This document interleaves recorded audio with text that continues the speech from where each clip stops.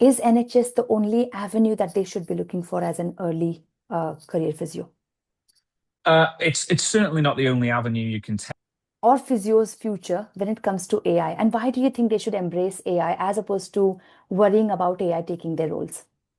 And I think the role of the CSP has evolved massively over the years. I mean, at one point we were the regulator as well, and there was doctors present, there was nurses present, but it was Catherine that they wanted, and I was kind of like, wow, this is incredible. She's really leading um, in a way that I never really thought physios could lead. So I often think about the five levels of leadership here Mhm. when I'm thinking about Welcome to Priya Physio Podcast, where we shine light on brave, bold, and brilliant physios who are redefining leadership on their own terms. Before we proceed into the real podcast, please subscribe to my channel so I can bring you more guests like this who will help you shape your leadership journey. Today, we have a very special guest on the podcast. He's the Director of Practice and Development at Chartered Society of Physiotherapy. He's been a formal sports and occupational health physiotherapist. He's held several positions as a head of education, national head of education. He's a board director, and today he is an advocate for AI in healthcare, artificial intelligence. So please join me to welcome Ashley James. Before we proceed into the real podcast, please subscribe to my channel so I can bring you more guests like this who will help you shape your leadership journey. Welcome to Priya Physio Podcast, Ash. Thank you so much for accepting this invite and coming on this podcast. no problem, absolute pleasure, and yeah, really looking forward to it. Should be a good conversation. Thank you so much. So, Ash, this podcast usually focuses on physios to lead, to think differently, to do something that no one has done. I want physios to have a trailblazer mindset. I want physios to think about leaving a legacy behind. So, with that said, let's go back to your early career. What was your first day like? What made you come to physiotherapy? And what was your first day like? Yeah, I think it's a really good question, and I wouldn't necessarily say trailblazer or legacy just yet. I think there's plenty more to do. So how did I get into physio? So I think like lots of people actually traditionally. So I played a lot of sport growing up, played rugby, and sport was what drew me in. I think as it does for lots of people, um, and that quickly changed actually. So when I got into physiotherapy, I quickly realized, I think, that the breadth of it, how many different things you could do as a physiotherapist. And it was my first placement actually on intensive care that completely changed the way that I viewed physiotherapy, what it is, what it could be. And that really was because of a great clinical educator. So my first clinical educator was called Catherine Thomas, and she was a consultant respiratory physio. And I was blown away by her. She still sticks in my mind to this day because one of how good she was clinically, and she was fantastic clinically, but she was my real first insight into how physios could lead. And I suppose I'd never really thought up to that point of physios as leaders. And she absolutely led that service. The doctors, the nurses, they all looked to her. I remember being in intensive care and a patient was crashing, uh, and they called Catherine over to manage it, to manage the airway. Uh, and there was doctors present, there was nurses present, but it was Catherine that they wanted. And I was kind of like, wow, this is incredible. She's really leading um, in a way that I never really thought physios could lead. So that was really my first wow moment in physio to think this is what we could be. And still it was very clinically based, so I hadn't really yet seen the breadth of leadership that we can and could delve into. But that was a great first experience for me and really kind of ripped me away from physio is just about sport. And obviously it is, and there's some amazing physio. And I've worked after I qualified in sport, and there's some incredible physios there. But that was my first experience of realizing that it was more than that. Thank you. Thank you so much. Thanks a lot for taking us back to your early physio days. And I think it's always good to remember those days when you first start doing something new. You have all those emotions. And then you see somebody who's a role model and you just think, wow, I want to be that. And that's exactly what this podcast is focusing on.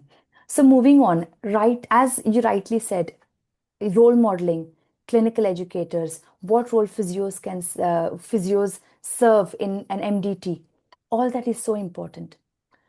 But I've seen that your first role was as a sports physio. You Mhm. have worked primarily in private.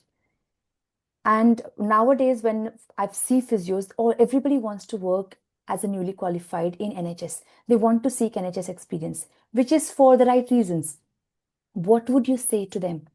Is NHS the only avenue that they should be looking for as an early career physio? It's certainly not the only avenue you can take. I mean, the NHS is a fantastic institution, and actually, we need a really well functioning NHS. It's absolutely paramount for the health of the nation that we have physios working embedded in the National Health Service. But it isn't the only avenue you can take, and particularly now because of vacancy freezes that we're seeing up and down the country, it's actually quite difficult to get a newly qualified physio job at the moment. That absolutely won't last, and it will change. And there's lots of resources. If you are a newly qualified physio listening to this, the CSP has some fantastic resources to help you through um, the next few years or so of your early career. And the NHS isn't the only place you can work. I didn't, as you said, I didn't join the NHS. It was a very similar situation for me in 2008, 2007 when I qualified. There weren't many NHS jobs available. There were lots of people going for uh, the same role. So I had to look elsewhere. So it was more born out of necessity than desire at the time, because I think I was probably of the same mindset that going into the NHS was the route to take. Even more so then, because the NHS bursary scheme was still in play, and my education had been paid by that bursary scheme. So I felt linked and a real want and need to work in the NHS. But you can absolutely generate those skills elsewhere. And, I did. I think it's any first job is about surrounding yourself with the right people. It's about making sure you have great supervision. It's about embedding yourself in a service. It's about patient mileage, getting in front of as many patients as you can, developing your clinical reasoning skills, deepening your understanding of one, physiotherapy, but two, how to interact with other human beings as you're early in your career. And you can do that in any setting. You can apply that logic in any setting. It doesn't just apply to the NHS.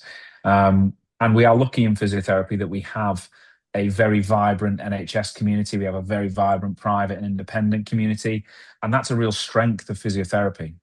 So it's not just private independent practice. There's the military, sport, as I've worked in, the third sector, social care, charities. There's where and how physios can enter the workforce is changing, and that's a great thing. Hmm. Thank you. Yes, I agree with you. I think surrounding yourself with the right people is very important, especially in those early days, because that will make or break your confidence. Absolutely, I totally agree. I totally agree, and we all start with that imposter syndrome, um, and sorry if anyone's early in their career listening to this, but it never goes. That will be. I think if you're a good physio and a good leader, it will always stick with you. I'm very wary of people that think they have all the answers and know what they're doing exactly. That always makes me slightly nervous, because I think everybody has some imposter syndrome, or everybody that I know still gets it now and again. And that's not a bad thing. That just means you're aware of your limitations. It means you are conscious of how you're making people feel and think around you. They're all good, emotionally intelligent things to be. So I don't think that's a bad thing. Hmm. But yeah, that imposter syndrome will never leave you. And it's important that the people around you help not dampen that down completely, but help you understand that that's okay. And actually, to develop confidence, you can do it in a really meaningful way. Hmm. Thank you. And as that takes me to my early days in the UK. This was in 2012. When I came in the first year, I was already a part of CSP, not just paying the monthly membership, but I was already involved as a volunteer to organize events with my regional network. And then within the second year, I was the vice chair of my network for my region. And I just think that surrounding yourself with those people who have been there, who are going to go out of their way to support you is so important. So tell me a little bit about now. Let's get to your current role as the Director of Practice and Development with Chartered Society of Physiotherapy. Yeah. How has CSP support evolved over the years? So 10 years ago, and compare that with today. What is it that CSP offers that physios are not aware of? Yeah, I think, well, there's plenty we offer. And I think the role of the CSP has evolved massively over the years. I mean, at one point, we were the regulator as well. So we used to regulate physiotherapy before that role now belongs to the HCPC. So that was a big juncture in our history where we moved away. I mean, the CSP has given physiotherapy an incredible amount over the years. So all the way back to the 70s, where we were granted autonomy. Hmm. When we joined the TUC as a trade union in the 90s, up to the modern day where we have extended prescribing rights, where we have um, given physiotherapists the ability to uh, administer fit notes in the same way that medics do, but also advanced practice, consultant practice, and that's not all the CSP. All of those things aren't just to do with the CSP. They're often due to incredible work of members as well. But the CSP is the vehicle for change for physiotherapy. It's very well established. It's very well thought of amongst stakeholders, and that gives us a certain level of influence over the system that physiotherapists wouldn't have if the CSP didn't exist. And that's away from the the kind of hard member benefits that people get. So we've got the professional advice service, the inquiry service, professional liability insurance. We're obviously the trade union, so provide support as and when members need us from that perspective. So there's lots of kind of tangible benefits, and that's without going into the library service, the e-portfolio, ICSP. There's a plethora of things that are available to connect physios together as a community. And I think that's really important. So not only are we the vehicle for change, I would say, but we're also the community by which physiotherapists can convene around.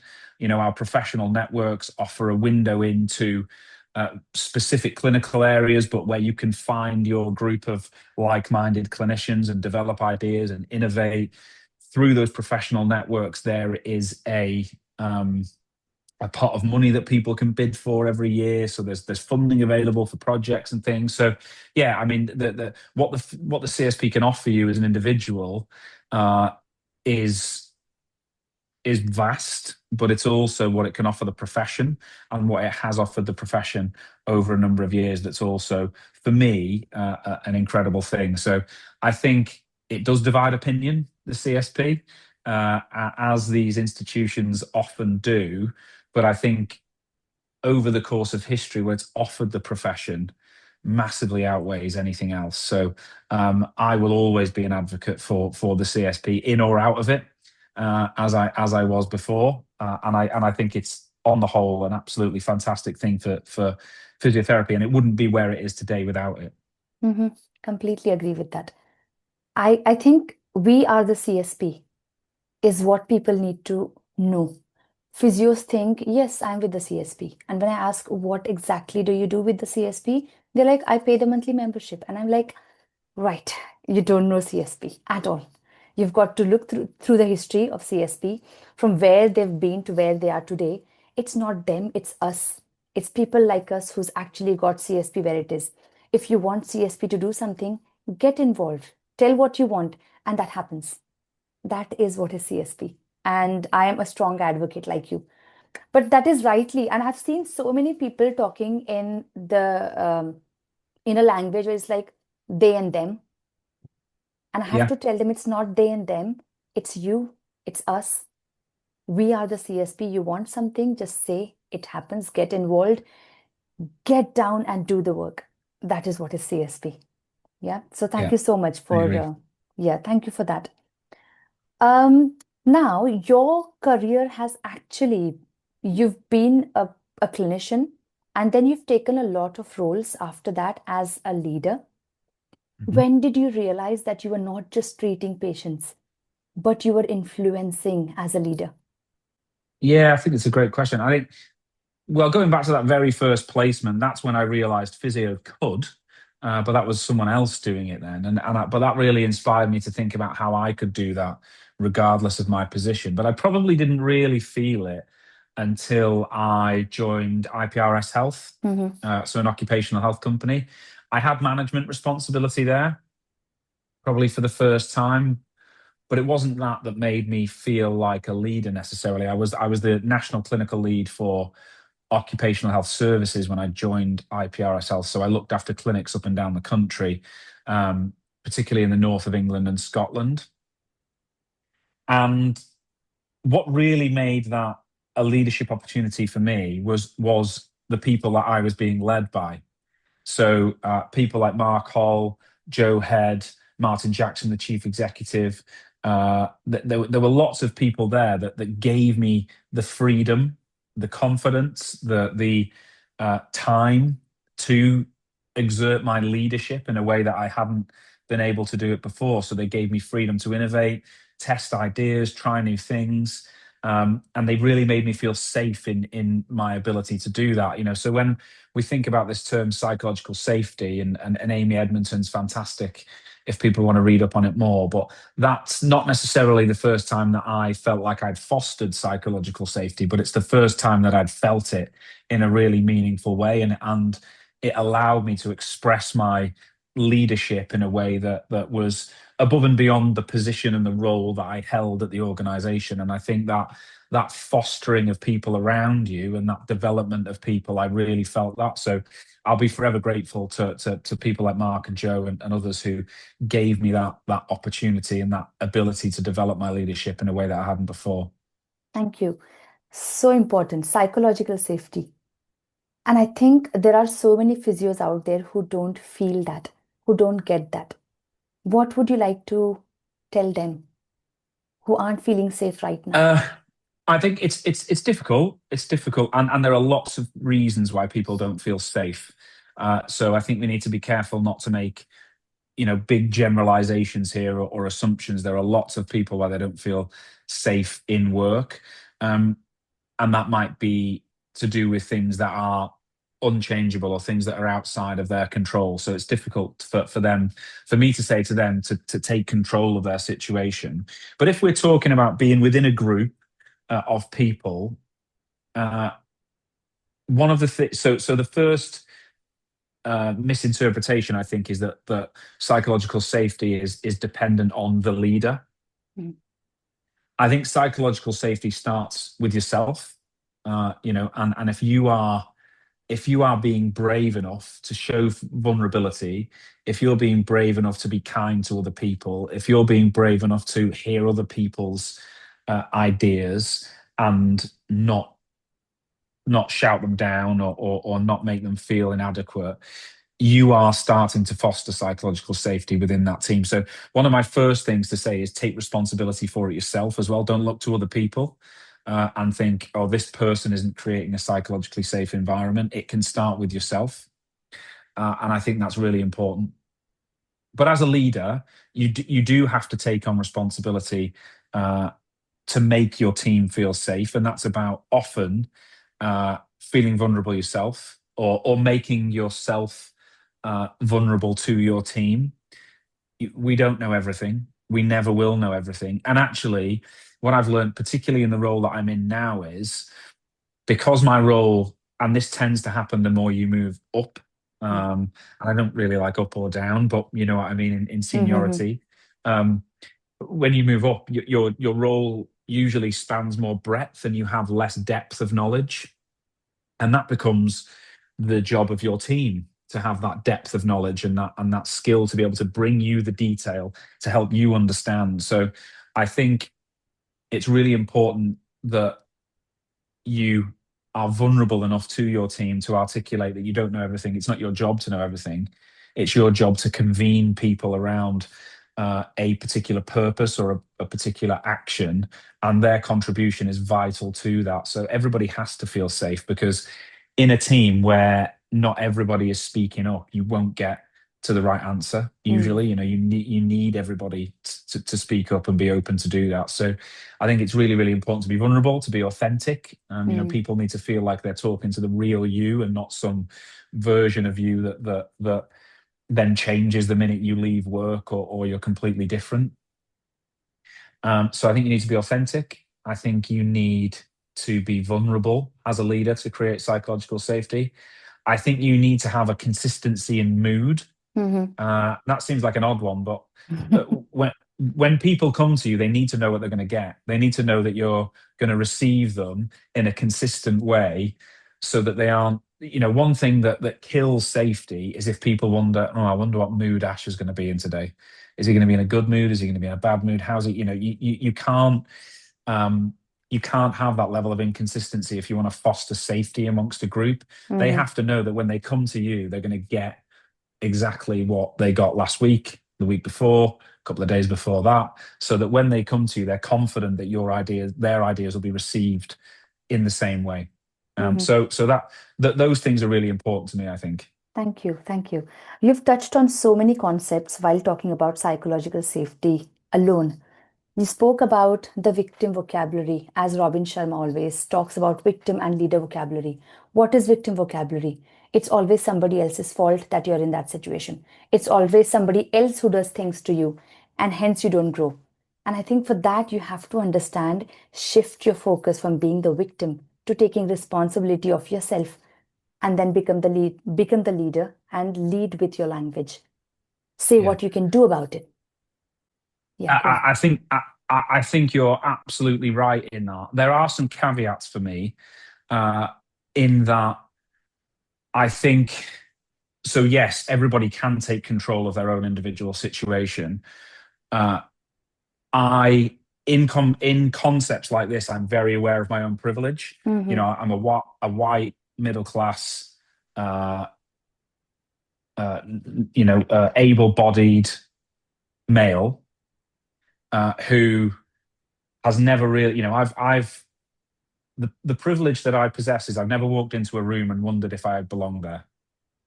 I'm accepted into most rooms I walk into just by the nature of who I am, and my background. And I think whilst we absolutely can take control of our lives, and our situations, we cannot ignore the systemic issues that are often at play in Mhm, big organizations, institutions, in society.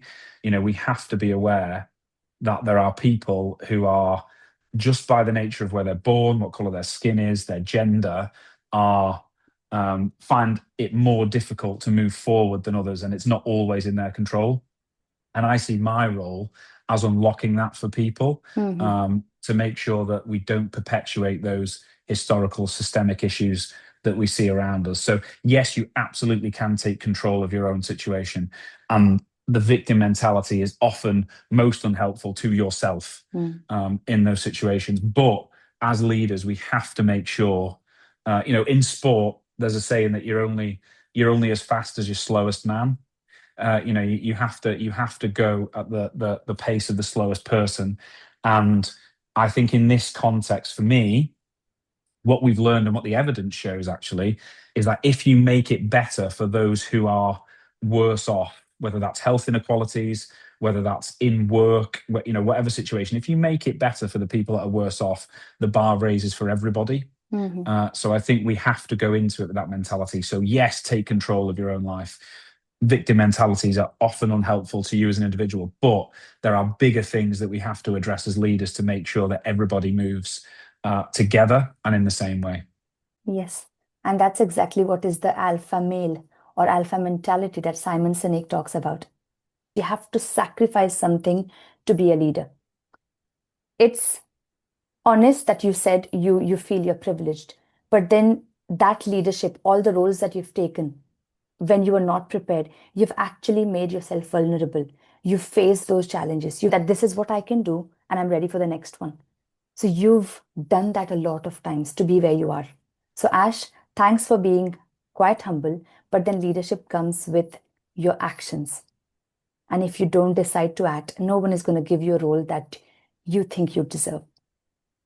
So thank you for being so honest with us. Thank you for saying that. So, next is about leadership opportunities, right? We are talking about leadership a lot. And I often Hmm. get asked by people who get in touch with me and they say, Priya, I want to get from band 6 to band 7 or band 7 to band 8A. However, I think I have to do this course or I think I'll have to do that first and then I'll apply. What do you want to tell those people who are waiting for experience, waiting for courses, formal titles to then start leading? Yeah, I think leadership isn't a course or a title or a job role, or it is a shift in mentality. Um, and I think so. So I often think about the five levels of leadership here Mm-hmm. when I'm thinking about this. And level one is positional leadership, and that is you're a leader because you've been given a job or a role, or you might have done a course. So you're positionally in a place of leadership, and that tends to be people follow you because they have to. If you're in a position of leadership, not necessarily because they want to. Not the best place to be actually as a leader if you've just been given a role. So if you've gone back from band 7 to band 8A, and that's the only reason you've done it is because you've done a course and you haven't approached it in a certain way, then that you're going to be a positional leader, which isn't actually that great, effective, or successful. When we think about level two, that's the relational level. So you actually start to build relationships with the people around you. People like you like them, and that builds a certain level of safety, trust in an environment, and you can start to lead because people want to follow you. And I think that's a really good place to be, and you can start that before you do any course, before you move into any uh, position, but before you take any new role, you can start that relational leadership early. The third level is outcomes. So, like you've just said, leadership is action. Mm-hmm. And I would liken this to the time that I was at IPRS Health or at Connect Health, actually, when I was asked to create the educational academy for the national services. Um, it's about action. So you don't necessarily have to be in a position of leadership, but you can lead because you have a purpose, you have a goal, and you deliver. And that level three is where you start to deliver things. And people start to notice because you start to deliver things. And you become that leader that people want to follow because there's momentum. That level three is about momentum for me, is you start to, the ball starts rolling, you start to deliver. All of a sudden, people start to gravitate towards you because you're starting to deliver certain things. And you don't need to be in a role to do that. You don't need to be in a particular level. You can do that as a band five. You can do that as a student. You can do that at any level where you start to deliver on things that gravitates people towards you. Level four is when you start to develop people around you. It's when you start to um, lift up colleagues, lift up people around you, help develop them. You're giving them feedback. They're giving you feedback. You're starting to think about, well, maybe that person over there could help me with this, or maybe that person could do that. You're thinking about other people, not just about yourself. And that again builds an incredible amount of trust and safety within a group. And again, you don't need to be at a certain level or in a certain position to be able to do that. You can start to lift up the people around you from today. And then the fifth level, which I think very few people get to actually, is one that you mentioned earlier, which is about legacy.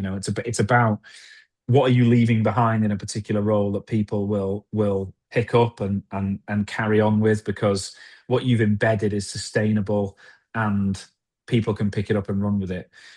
That's very rare, and that takes a longer time, I think, and that does need some sustained effort. And people follow you then because of the things that you've done, and a bit more because of your reputation. So I think level five takes a long time to get to. But what I would say is, you know, two, three, and four you can do from any position that you're in at the moment. It's about relationships, it's about delivering, and it's about lifting up the people around you. And if you can do those three things, you are a leader, and it doesn't particularly matter where you are in your career. And if you do those things, those three things, you will move from a 6 to a 7 or a 7 to an 8A, because people will want you in those roles. So I wouldn't start with the role itself. I would start with how and why you want to get there rather than the if you do.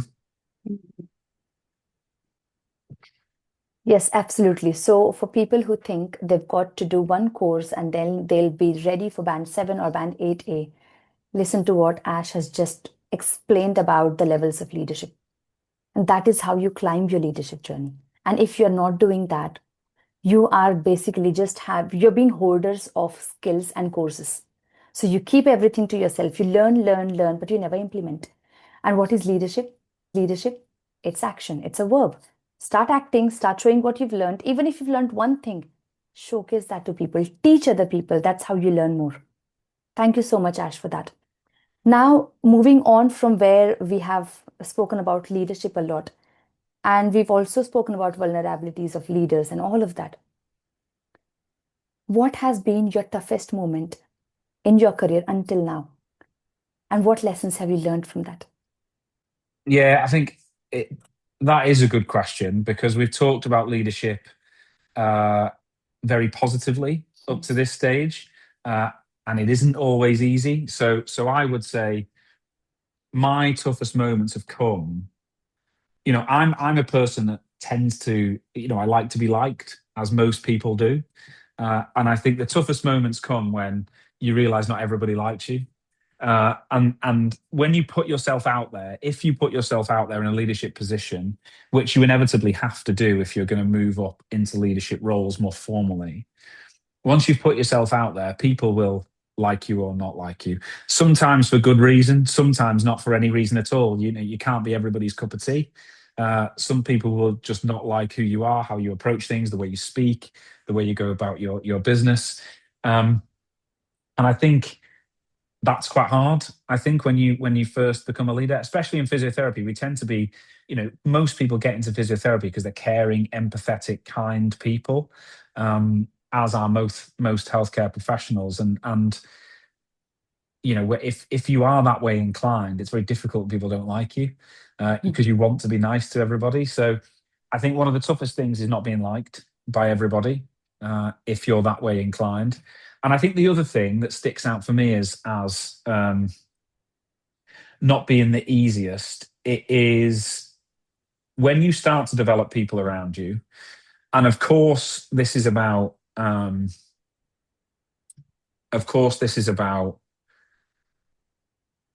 how you say things, not what you say.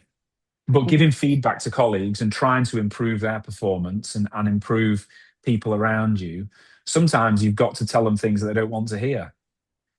Sometimes you've got to tell them that the thing they did wasn't the best way, in your opinion, that they went around it, or the bit of work that they produced isn't quite where it needs to be, and that they can do, that they can do better. And as I've said, it's not what you say, it's how you say it. So the delivery of that message is really important, but you absolutely have to give people around you feedback about how they're going about their work. And if you're not, in my opinion, then you're not caring enough. I when I worked in sport, when I was at the Welsh Rugby Union, there was a great coach called Sean Edwards, and he was brutal with his feedback, to people. Uh, I'm sure some players would say it was too harsh. Um, but what he would say was, the day you want to worry is the day I stop giving you feedback because it means I don't care. So I think giving feedback to colleagues who again are really nice, and you don't want to upset, and you want to do better, um that can be tough as well. But I think it's really important, particularly when you're getting up to that level 4 leadership. You've got to bring people up around you. It's not just about giving people opportunities, setting them free, letting them innovate. That is absolutely part of it, giving them agency. But it's also about giving feedback, and that sometimes isn't easy. Mhm. Thank you. Yes, you're absolutely right. Everyone wants to be liked, especially moving from a clinician to a leadership role where you're not going to treat patients, but you are going to look at numbers. Yeah. Somewhere that caring and empathetic attitude has to leave. So you look at numbers and you challenge people to make sure that they are performing better for patients. Let's take it that way. And feedback absolutely is essential, because when you start analyzing data, you would realize there's something that's not working right despite all the efforts. And if you don't give that feedback, it's not going to get anywhere. You're just going to see a service that's not performing well. That's it. And end outcome is that patients or service users at the end are struggling. Thank you so much for Absolutely. sharing that. And that is where emotional intelligence comes into play. You said it's not about what you say, it's about how you say. And Absolutely. emotional intelligence is something which you don't find in job descriptions. You don't see that as a person spec, as an essential criteria for that particular role.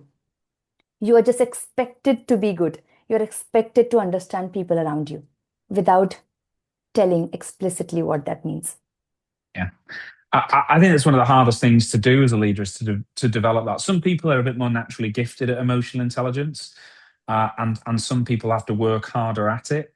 But I think it absolutely has to be part of your development as a Mm, leader, and you don't get that from books. You don't necessarily get that from going on a course or getting a master's qualification. You get that from interacting with people. You mhm, get that from having conversations and developing empathy and putting yourself in other people's shoes. And it takes real effort. And probably I would say more effort and energy than learning a new course or going on a course or doing a master's. Because developing emotional intelligence often requires you to reflect on your own sense of being and your own positionality on certain issues or things. And so that self-reflection is absolutely vital as a leader, I think. mhm. Yeah, people often forget to reflect on themselves, on their actions, and they focus a Mhm. lot on other people, about what other people will think, what other people are doing to them, as opposed to what am I doing to other people. Mhm. Again, going back to what you just said, how you deliver that message is important. It it might you might have the best words that you're using, but if your body language doesn't say that, then it makes no sense. Absolutely. Yeah.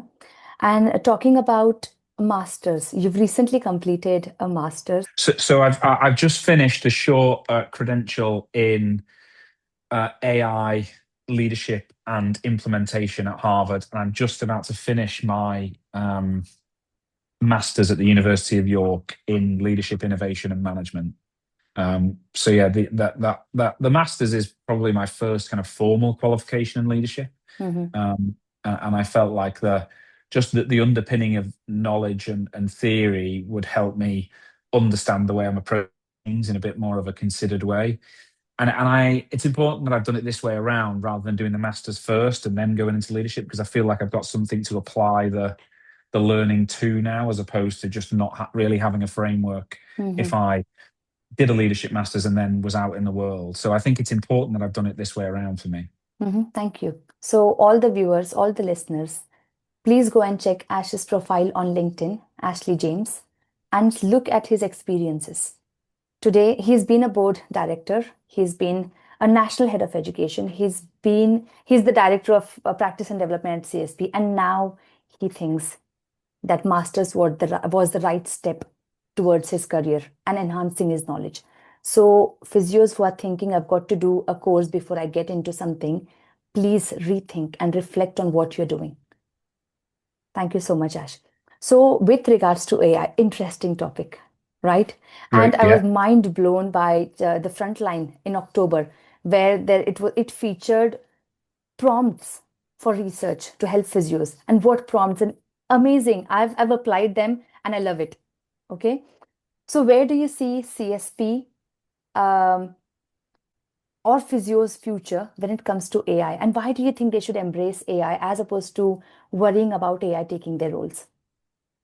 Yeah, great question, and something lots of people are worried about, I think, at the Mm-hmm. moment. I think on balance, overall, I'm excited. I do have some worries, which we can talk about, but on balance, I'm excited. I think, this for me, AI, if we think back to Google and how the internet has developed, what it's doing is it's democratizing expertise. So it's giving other people advocacy and empowering them to find the information. And this for me is the next step in that. If we think about large language models, prompts for research, things like that. But I think the first thing to say is AI is pretty broad. So it's being used in physio in lots of different ways. I think people immediately jump to kind of ChatGPT or other large language models, when actually we're using it to collect notes. We're using it in large language models. We're using it in research. We're using it in robotics and rehab and analytics. We're using it for prevention. We're using it for um, lots and lots of different things. So um, it's broad, it's vast, and I think it's really, really important that physiotherapists understand it, understand its limitations, understand what it can't do as much as what it can do. That will help reduce some anxiety, I think. But I'm almost certain, because I'm not certain about anything, but I'm almost certain that AIs won't replace physios. But a physio who understands AI will replace a physio that doesn't, potentially, in the future. So I think it's really, really important that we get on board and understand it, know how to use it, know when to use it, and why we're using it. And I think that, we've recently developed principles for AI at the CSP, and I think they will give members a framework to be able to do that. Thank you. And I think that's very important because physios right now are worried. They're scared of AI. They're thinking if this new physiotherapy app comes into play, people are not going to require us anymore because that particular app, that particular AI will do everything that physios do. And eventually they'll Yeah. think my role is going to go. Yeah. I totally understand that anxiety, because I think it's common, and it's Mm, not just in physiotherapy. I think people in the world are worried about displaced roles. Um, but from a physiotherapy perspective, that app you're talking about is just in back pain. It only manages the cases that aren't complex, and there's no simple back pain. I would mhm, say, but for those members who opt into that service, because it's an opt-in service, so people aren't told they have to go there, they get the opportunity to opt in. For those that opt in, if they don't have any red flags, if they don't have any symptoms that need management by a human being, if they don't have any comorbidity or complexity, um, then they're able to be managed by that app. That's quite niche, actually. When you explain it down to that mm, cohort of patient, it is quite niche. And I think it's got opportunity to expand, and I certainly do think that we'll see more of that. But I don't think that will necessarily mean that physios won't have a role. We're also just talking about MSK there. We're not talking about the community, respiratory, neuro, intensive care, major trauma. We're not talking about all of the places that physiotherapists work. We're only talking about one part. So I'm not worried for lots of reasons. Some of the reasons we've talked about, the nuance in body language, the, mm, the the mm, ability to understand intonations in voice, the fact that we can put our hands on patients and provide them reassurance, treatment, facilitate rehab. An AI is not going to be able to do that anytime soon. mm. So it's not going to be able to do a Lackman's on a knee, anytime soon, unless you've got a big fancy robot, which probably costs £1 million. So I don't think that's going to happen anytime soon. So I'm really confident that it won't displace us, but it might mean that we need to, over time, over the Mm, next 10, 20 years, shift to doing other roles that involve our understanding mhm, of AI. We have to be embedded and involved in the development of AI systems, whether that's note taking, robotics, or large language models. We have to be involved in the design from a physiotherapy perspective. So we'll need to develop skills in that, and I think we will. mm, And I'm really confident that we are further ahead in this journey than lots of other professions at the moment. Thank you. I completely agree with you. I think physios will have lots of different roles in this AI world where they traditionally you don't get those type of roles. So if we think about 2030 or 2035, what type of roles do you see for physios in the digital world? Some of the job titles. Yeah, so I think, well, even if we look at some of those services that are delivering healthcare via AI, they have physios involved. They have oversight of the pathway. Mm, So it could be AI pathway senior physiotherapy. Do you know what I mean? They'll be, amazing. we'll be overseeing the pathways that patients are going down regarding AI. So we might have, and I've met two already that have previously done a degree in coding, for example. That was their Hmm. first job, and now they've done a degree in physiotherapy. So we've got coders who are now physios. That's a match made in heaven for AI development in physiotherapy. So that's not to say that everybody needs to become a coder. They absolutely don't, because I think AI is and this sounds like an obvious statement, but it's pretty complicated. Yeah. And I don't think we need to be directly involved in the writing of AI algorithms or codes or anything like that. But we do need to understand the right application for it. What we can offer is how and where it will be most effective in a service. As long as we understand what it does, we don't necessarily need to understand all of the details of how. We need to understand that it's safe, that it doesn't carry bias, that it's not going to disproportionately affect those from marginalized background or protected characteristics. We need to understand the governance around it. We need to understand that it's not going to get any clinicians in spots of bother, and we need to be clear lines of accountability. All of those things we need to understand. We don't need to understand how the code is written. So as long as we understand what it's delivering, we can decide where and why it needs to be delivered. And Mhm. that is where I think the value of physiotherapy will come in. So I think we'll see a shift in where we're working. Just as we've seen a shift over the last 50, 60 years. If we look at physiotherapy 50, 60 years ago, it's in some ways unrecognizable from the physiotherapy of today. And I'm sure if the physios of 50, 60 years ago had described to them what physios would be doing now, they would probably be pretty nervous about it and uncomfortable. But we made it and we're fine. And we now have incredible leaders in lots of positions in physiotherapy that are delivering some incredible care for the country. So I'm less concerned. I just think we need to make sure that as the CSP, we are helping guide people ethically towards the right use of AI.